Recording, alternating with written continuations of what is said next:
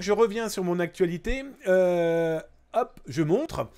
Cette actualité est intéressante. Pourquoi? Parce que on parle beaucoup d'impôts.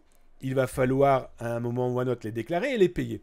Et là, bizarrement, il y a quelques on va dire il y a quelques moments, mais en fait, ce mail est diffusé depuis quelques semaines. Eh bien, c'est envoyé à un petit peu n'importe qui en leur expliquant qu'ils vont pouvoir bénéficier d'une prime impôt parce qu'ils ont été impactés par le coronavirus et que c'est une mesure exceptionnelle des impôts français. Alors, je vous cache pas que ça risque d'apparaître dans beaucoup d'autres pays, Belgique, Luxembourg, Suisse, en tout cas dans tous les pays où il y a eu le coronavirus, la Covid-19. Et à première vue, on a tous été impactés par le sujet. Ce qui est encore une fois intéressant, c'est que ça met la pression aux gens, on leur incite à cliquer, à envoyer des informations. Nous, normalement, on ne devrait pas tomber dans ce type de piège. Mais n'oublions pas qu'il n'y a pas que nous.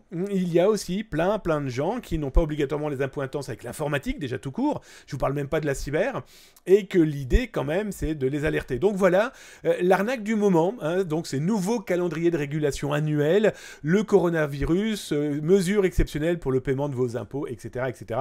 Bref, ils remettent ça en avant. Attention, c'est un minimum.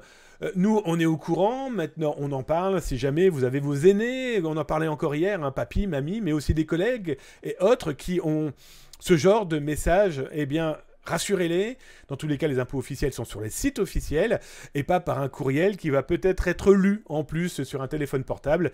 Et le clic malheureux pourrait apporter de véritables malveillances malheureuses, ça c'est sûr.